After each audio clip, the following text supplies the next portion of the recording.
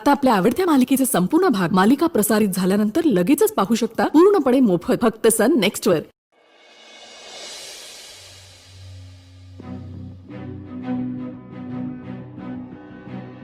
Arya mobile दे आर्या।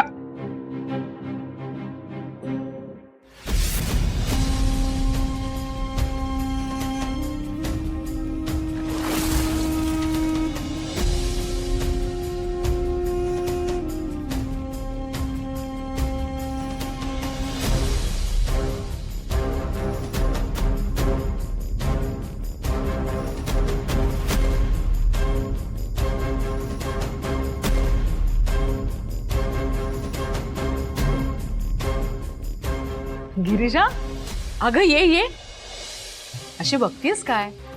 तुझंच घर आहे।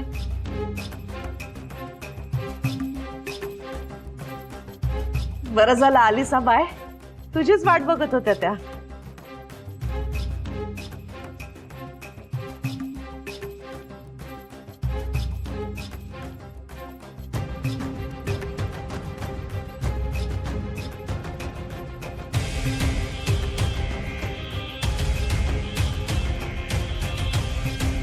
काय गो, कसल्या विचारात आहे एवढी? त्या बोलत होत्या उद्याच साखरपुड्याच्या खरेदीला जाऊया।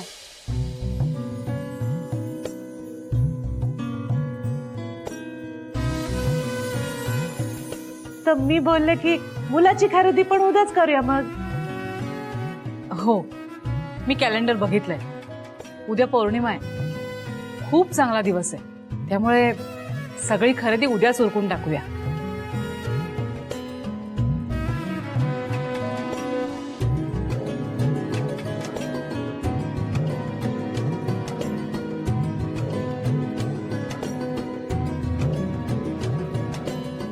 गिरिजा, मला तुझ्याशी बोलायचंय जरा।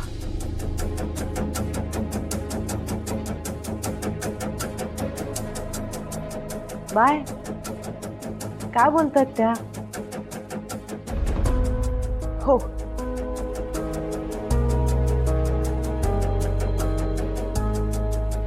या मॅडम।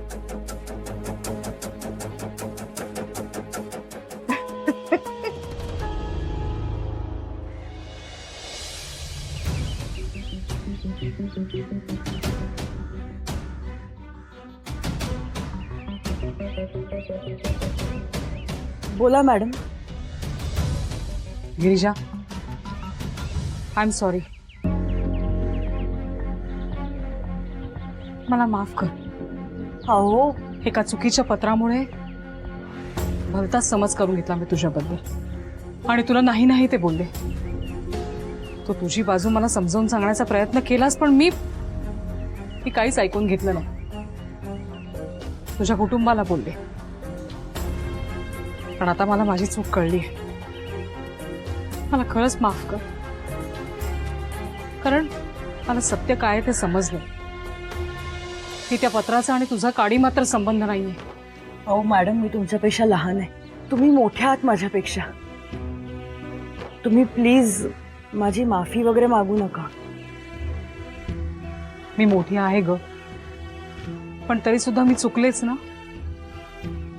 आणि तू लहान असून सुद्धा किती समजूतदारपणा दाखवतेस। माझ्या रागाच्या भरात मी अजून चुका करून बसले असते, आणि त्याचा त्रास तुलाच झाला असता। मॅडम प्लीज असं बोलू नका। का नको बोलू? माझ्यामुळे तुला त्रास झाला हे कळतंय मला, प्लीज मला। अहो मॅडम,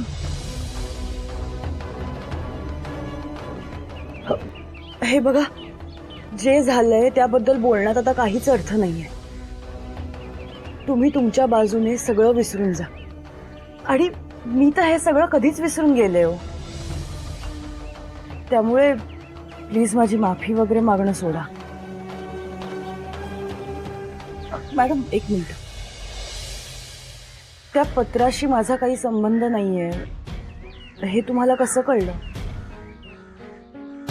देवळात असताना मी आणि मयुरी देवळात गेलो होतो।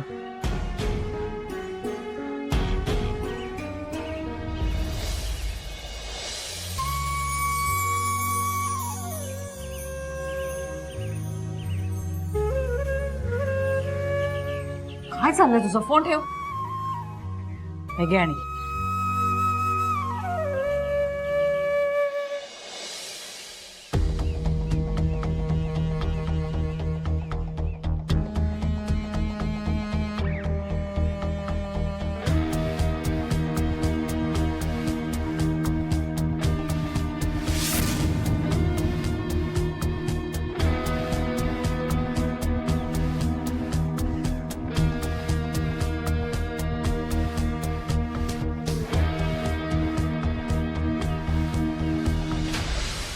My dear Mayuri,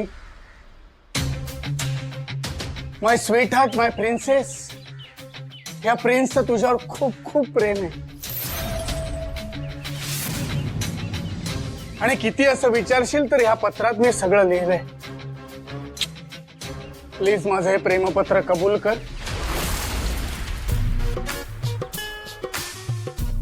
घाबरू नकोस. या प्रिन्सचं तुझ्यावरती निस्वार्थ प्रेम आहे. आणि ते जे काही आहे ते पत्रात मी सगळं लिहिलं. एकदा वाच. हे वाचलंस तर तुझं सुद्धा माझ्यावरती प्रेम जडेल. प्लीज एकदा घे. ए मूर्ख, काय बोलतोयस तू हे? आणि आपली काय ओळख आहे? मला माहिती आपली ओळख नाहीये, पण हे पत्र वाचल्यावर तुझ्यासारख्या प्रिन्सेसला मी तिचा प्रिन्स वाटेन माझी खात्री आहे. हे बघ, प्रेम हे समजेपर्यंत अनोळखीच असतं, पण एकदा का ते उमजायला लागलं की ते आपल्यासं वाटतं. म्हणूनच या देवाने आपल्यासारख्या दोन अनोळखी जीवांना एकमेकांसोबत उभे केलंय. कारण आपल्या एकमेकांवरती खूप प्रेम आहे, ते फुललं पाहिजे मयुरी.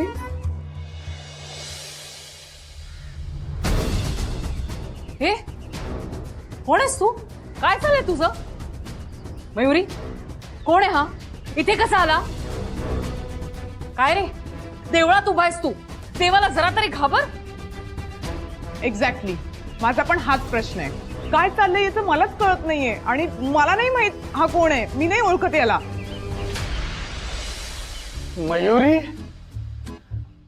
मी कोण?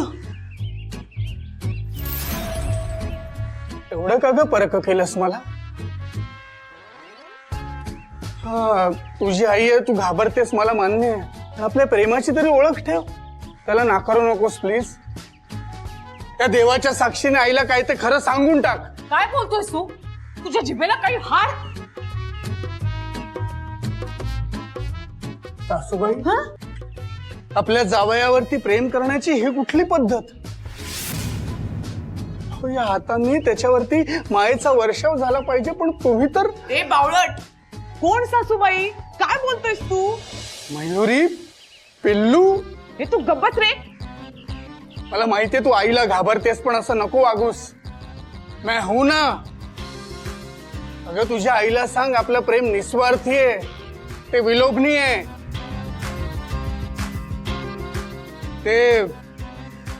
ते आहे ते प्रेम. सांग. ए, गप बसा तू. भाजी वर जा तू. चल. मयुरी, हे सगळं काय आहे? कोण आहे हा? इथे कसा आला? याचं आणि तुझं खरंच काही आहे?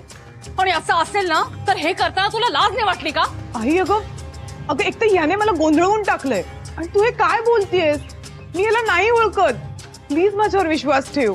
अगं मग असं का बोलतोय? कारण आमचं खरं प्रेम आहे सासूबाई. Shut up. नाही ग आई, असं काही नाहीये. सासूबाई, असंच आहे. गप रे तू. मयुरी, खरं सांग काय आहे? अगं आई, आता तुला कसं पटवून देऊ? मयुरी, खरं सांग, नाही तर. मॅडम थांबा.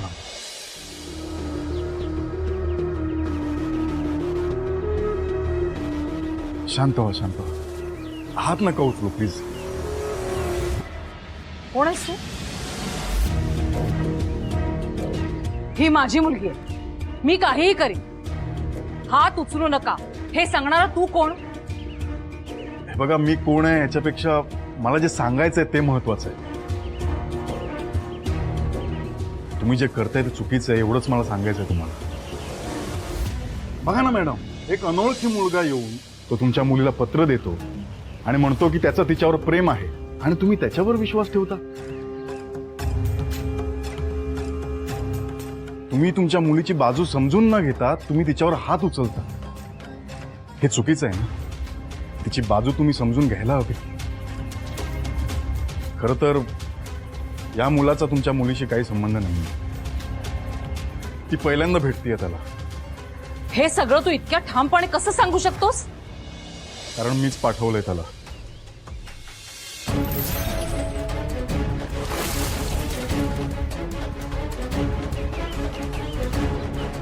हे नाटक मी घडवून आणलं. घडवून आणलं म्हणजे तुमचा मुलगा विघ्नेश, त्याचं ज्या मुलीशी लग्न ठरलं होतं, हर्षदा, तिची मोठी बहीण गिरिजा, ती माझ्या ओळखीतली. मॅडम, तिच्या पर्समध्ये पत्र सापडलं म्हणून तुम्ही लग्न मोडायला निघाला होता.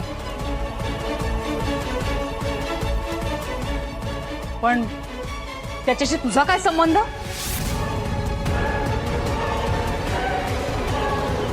कारण ते पत्र तिच्या पर्समध्ये मी ठेवलं होतं. मॅडम, मला गिरिजा आवडते, पण मी मनातलं सांगायला घाबरतो, म्हणून त्या पत्राचा आधार घेतला होता. त्या पत्रामुळे एवढं सगळं घडेल असं वाटलं नव्हतं मला.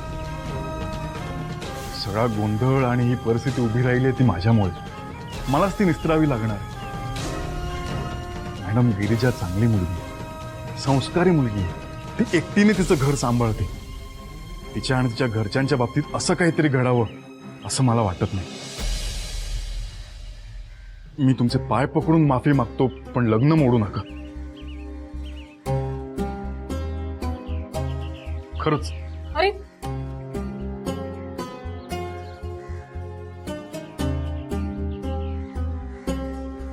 मॅडम, आता पण बघा ना, या अनोळखी मुलामुळे तुमच्या मुलीबद्दल गैरसमज निर्माण झाले.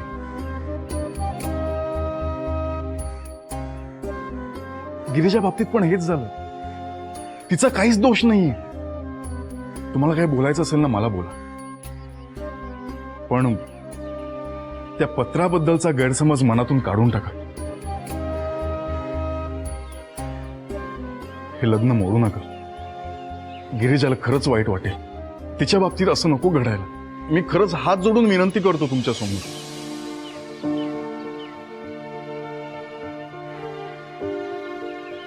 नाही, मला मान्य आहे माझ्यामुळे तुम्हाला त्रास झाला, पण मी जे काय केलं ते का केलं हे तुमच्या लक्षात आलं असेल.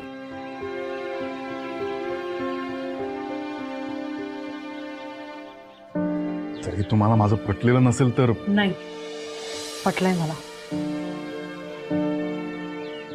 आणि खरं काय हे लक्षात आलंय.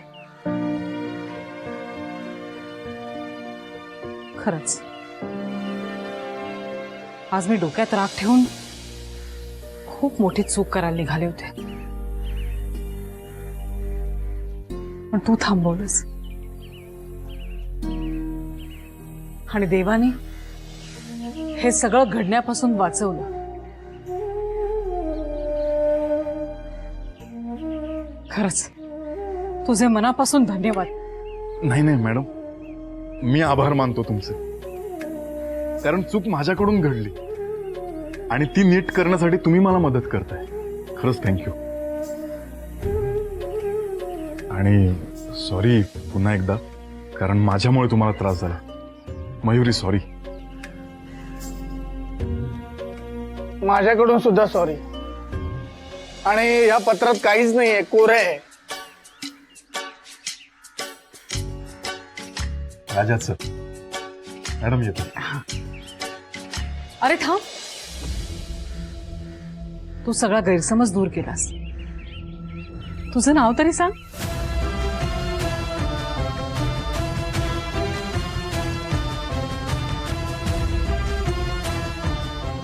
माझं नाव विवेक.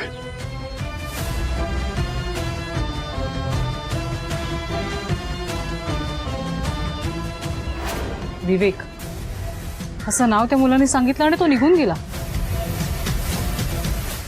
हा जो कोणी मुलगा आहे ना, त्याचं तुझ्यावर खूप प्रेम आहे आणि म्हणूनच त्याने ते पत्र तुझ्या पर्समध्ये ठेवलं होतं. विवेक? अहो, पण विवेक नावाच्या कुठल्याही मुलाला मी ओळखत नाही. तू त्याला ओळखत नसशील, पण तो तुला नक्कीच ओळखतो. कमाल आहे नाही, तुमची तशी एकमेकांची ओळख नाहीये, पण त्या मुलाचं तुझ्यावर किती प्रेम आहे. गिरिजा, तू याच मुलाशी लग्न कर, कारण हल्लीच्या जगात इतकं निस्वार्थी आणि मनापासून प्रेम करणारी माणसं खूप कमी असतात ग. अहो पण गिरिजा, या मुलाच्या डोळ्यात मी तुझ्यासाठीचं नितांत प्रेम बघितलंय, आणि त्यांनी जेवढं केलंय ना तुझ्यासाठी तेवढं आजकाल कोणी करत नाही. आणि त्याला फक्त तुझीच नाही, तुझ्या घरच्यांची पण काळजी आहे, म्हणून तर त्यांनी एवढं सगळं केलंय. माझ्याकडून खूप मोठी चूक होणार होती, पण खूप काही बिघडायच्या आत मला माझी चूक कळाली. या सगळ्यासाठी तू मला खरंच माफ कर. मॅडम, अहो तुम्ही प्लीज असं बोलू नका. गिरिजा, हर्षदाचं लग्न तुझ्यासाठी किती महत्वाचं आहे मला माहिती आहे, आणि हे लग्न व्हावं म्हणून तू काहीही करायला तयार आहेस. मी हे लग्न मोडलं हे तू तुझ्या घरी सांगितलं नसेल याची मला खात्री होती, आणि म्हणूनच उद्या आपण लग्नाची शॉपिंग करायला जाऊयात हे सांगायला मी आले.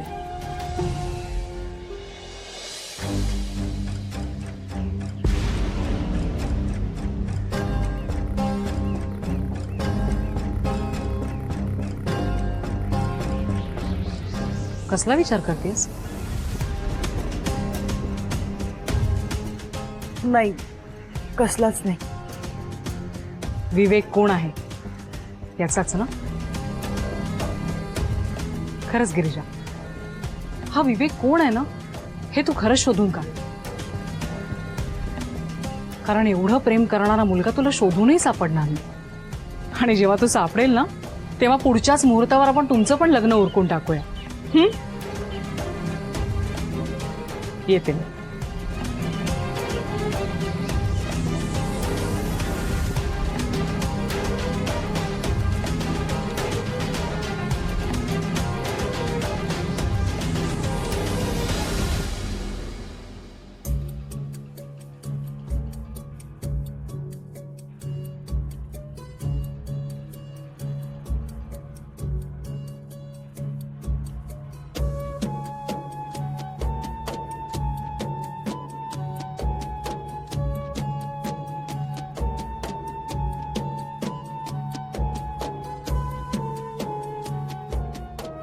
कोण असेल हा विवेक?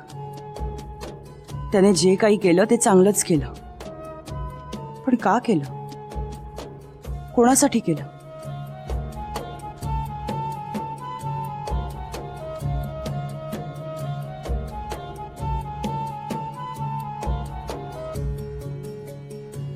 बाय बाय, काय झालं गं? नाही आई, काही नाही. काय नाही, कसं चेहऱ्यावरूनच दिसतंय तुझ्या डोक्यात काहीतरी चालू आहे. विवेक. काय?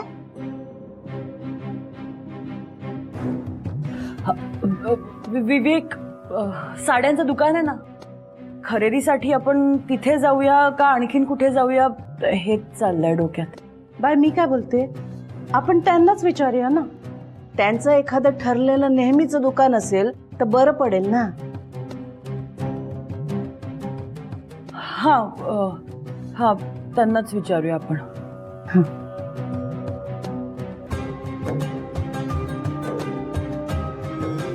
बाय.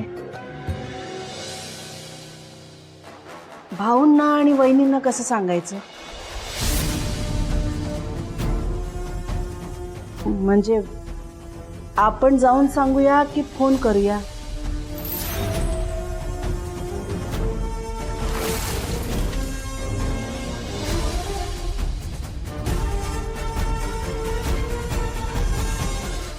बाय. म्हणजे तुला अजूनही त्यांना बोलवायचंच आहे? हे बघ बाय, आपल्या घरात खूप दिवसांनी शुभ कार्य आले. ते वडीलधार आहे, त्यांना त्यांचा मान मिळायलाच पाहिजे. आणि या शुभ कार्यात ना मला कोणाचे पण रुसवे फुगवे नको आहेत. आई, ते वडीलधारे आहेत, मान्य आहे मला, पण ते एकदा तरी तसं वागले आहेत का? तुला त्यांना बोलवावंसं वाटत असेल, पण मला नाही. अगो असं ए बाय, अगो ऐकून तर घे ना तू. बाय गो बाय, ऐक ना. हे बघ, लग्नाचा मांडव उभं करायला ना वडीलधारी माणसंच लागतात. आई वडीलधाऱ्याने मांडव उभा करावा, तो पाडू नये. तू त्या दिवशी बघितलंस ना, हर्षदाच्या बघण्याच्या कार्यक्रमाला काका काकींनी मुलाकडच्यांना नको नको त्या गोष्टी सांगितल्या आणि उगाच आपला खर्च वाढवून ठेवलाय. हे बघ, तू बोलतेस ना ते सगळं बरोबर आहे, पण आधीच ते रागवले. आता या सगळ्याला त्यांना नाही बोलवलं ना तर लग्नाकडेच पाठ फिरवतील ते. आई आपण त्यांना बोलवू, पण योग्य त्या ठिकाणी. आता तिथे यायचं की नाही हा त्यांचा प्रश्न आहे, पण सगळीकडे ते नको. बाय अगो बाय बाय. गिरिजा बाय, ऐक ना माझं. आपण खरेदीला जाणार ना, मग तिकडे सवाष्णबाई पाहिजे आपल्या घरातली. तुला सवाष्णबाईच पाहिजे ना, मग प्राची वहिनी आहे ना. प्राची आहेच गो, पण घरातली मोठी सवाष्णबाई पाहिजे ना. त्यामुळे तुझ्या काकीला घेऊन गेलं पाहिजे तिकडे. आई ग, या विषयावर आणखीन चर्चा नको, हे इथेच थांबूयात आपण. नाथा, तर कसं समजावू या पोरीला. बाय बाय गो बाय. अगो ऐक तरी ना.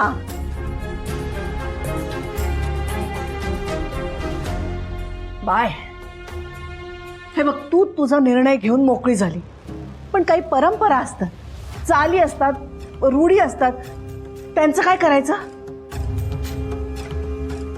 आई अगं, तुला मी का नाही म्हणतीये कळत नाहीये का? आई, हर्षदा प्रेग्नंट आहे ही गोष्ट कोणाला कळता कामा नये, आणि ही काळजी आपल्यालाच घ्यायला पाहिजे ना ग. उद्या काकीने विघ्नेशच्या आईला उलटे सुलटे प्रश्न विचारले आणि त्या पटकन काहीतरी बोलून गेल्या तर काय करणार आहोत आपण? ही मोठी माणसं आपल्याला सावरून घेतील असं वाटतंय का तुला? आई, तुला म्हणून सांगते, काका एकदा आपल्या नकळत विघ्नेशच्या घरी जाऊन आले. हे लग्न एवढ्या घाईत का करतायत ही माहिती काढण्याचा प्रयत्न करून आलेत.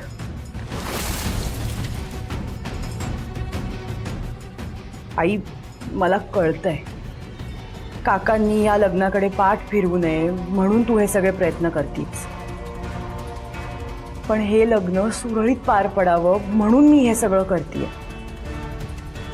आता तरी तुला माझं पटतंय का?